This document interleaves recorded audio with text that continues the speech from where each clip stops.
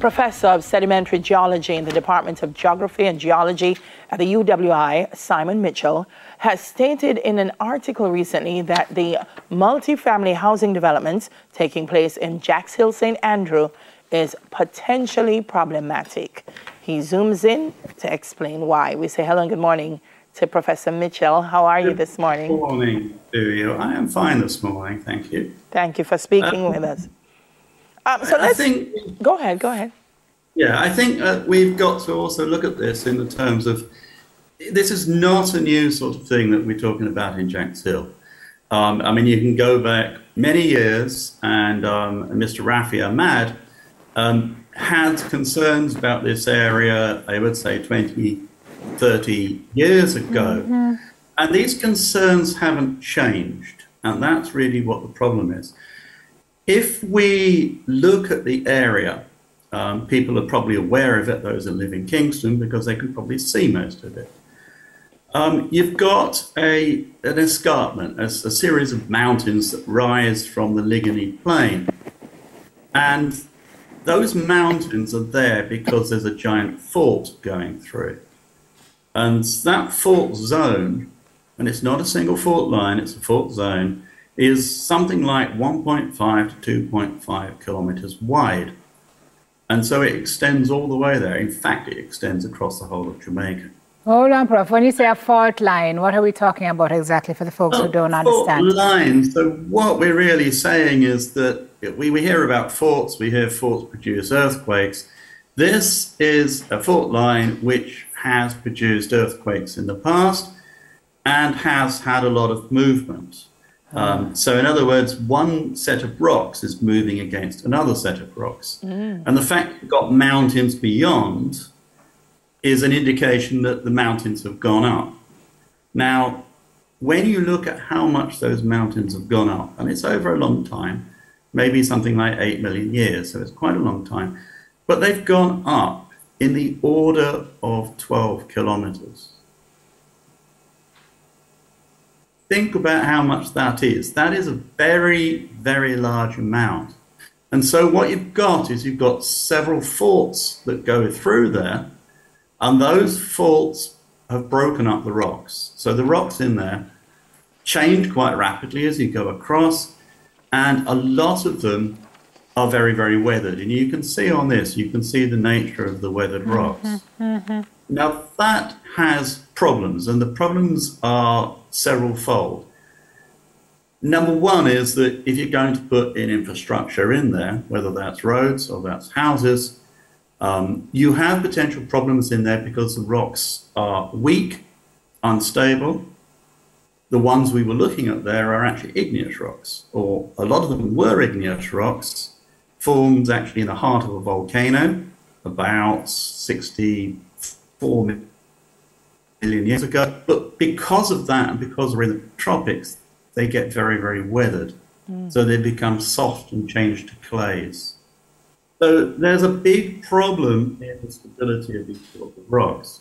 Now, you can build on these sorts of rocks if you put in the appropriate engineering solutions. Now, I don't know what the engineering solutions are that have been put in here, so I can't say that. But clearly we've been having landslides, we clearly are having big faces exposed, and we potentially got a tropical storm coming at the weekend. What is that going to do? When we build in these places... Yes, worst case, what are you saying? If we build in these places and we continue to have these kind of conditions, is everything coming down like a house of cards? Well, there are two things that cause problems, and the first one is water. So when it rains heavily, it's going to soak in, it's going to make the rocks weaker, and there is the potential that they could fail and you get big landslides.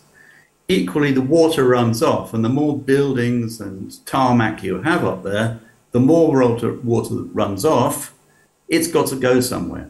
It's got to run down gullies, it's got to run down the roads and things. That can cause problems, and there you get your landslides and your debris flows. And we talked about debris flows in the past, coming down and affecting those communities bordering those mountains. So as we allow more runoff in these areas, we've got the potential for this to cause problems.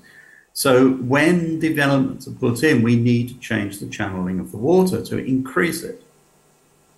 And that doesn't include the potential of earthquakes. And we know that Kingston is a place that has had big earthquakes. Right. We are seeing all sorts of development at the moment. We're seeing high rises go up. Some of them are probably built very well. Some I don't know how well they're built. And I can't really say that because I haven't seen the plans or how they've been built. But the last time that Kingston was properly checked for an earthquake, in other words, and a big earthquake happened, was 1907. Prof, I'm not sure what the process is, but when permits are given out for building, structures such as these, are consultations had with persons such as yourself who can say, well, this area is not the best for putting stuff like that in this type of housing?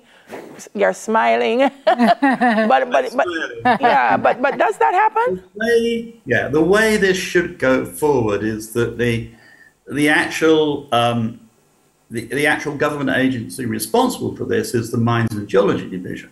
And the Mines and Geology Division have information and they have pamphlets on building on slopes, and they have their slope building manual and things like this. So really, they are the people that should be looking at it and making recommendations. The question is, are those recommendations taken on? Are they followed up? Are the situations in terms of the potential runoff looked at? Are the potential issues of earthquakes and leading to instability in these things taken into account? I'm not 100% certain they are. And that is why we have to stand up as the geologists in the community and bring this to people's attention. Because the trouble is, when it actually happens, these disasters, if we haven't said something before, nobody talked to us about this. Nobody said anything about this. And this becomes a very, very significant issue. We really do need to bring the public's attention to this so that they can form their own opinions on this. So, Prof, to what end now? So we know you have to speak up because obviously there's a moral code to say, hold on here, we think this is problematic. But you kind of wonder now, you say this, the developments are already in train. There's another one that's potentially looking to go up. What happens now? You say, yes, they can build if the right structure is put in place and no shortcuts are taken. But again, you can't speak to whether that has been done. When you speak, no, what is the hope? What is the hope? And to what end are we doing it? I think the hope is that we actually move to a situation where we actually look very carefully at when we're building these things, and we maybe don't give the permission to build some of them because the engineering solutions aren't sufficient. I think that we have to look at this in terms of the country and how we go forward. If we have basically a tropical system that comes across this year, I guess we're due for one. People say we're due for an earthquake as well. But if we have these things come across, we will start seeing the problems we've seen before. Now, people are going to point back to these developments and say that these are adding to the problem. Although, of course, the rainfall is not the same in every event, so we can't do that. But certainly, as we build in more and more difficult areas, we risk making these sorts of things more problematic. We risk putting people at risk. So in other words, people who buy these properties or people live below these properties potentially could be at risk if it is not done properly. And what of the ones already in train? So you're hoping that they take note for the ones that are to go up. But the ones that are already in train, no, we can't knock them down. Or do we? That one is something that has to be looked at when we understand where the problems are with them. And maybe what we do need to do is to look at how we're going to deal with water coming off properties like this. How are we going to train that water? Where is it going to go? We only have a certain number of gullies that come down through the Kingston area, and as people know, they fill up. pretty So quickly. if we increase the runoff from all those hills, where is it going to go? If you have lots of sediment carried down and that blocks up those gullies, where is it going to go? I think there are big problems, really, when we're looking at this of, okay, how do we go forward? How do we plan for the future? Should we have areas where we shouldn't build because it is just going to be too problematic when we have an earthquake or when we have a storm?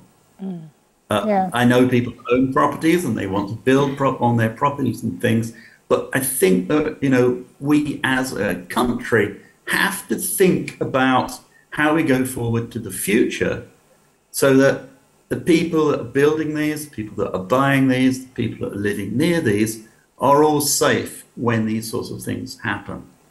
Okay, Prof, we gotta go. Yeah.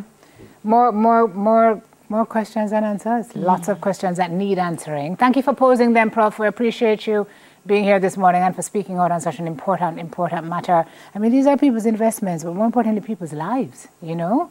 So questions need to be answered. Professor of Sedimentary Geology in the Department of Geography and Geology at the University of the West Indies, Simon Mitchell. After the break, how much more attribute to our children?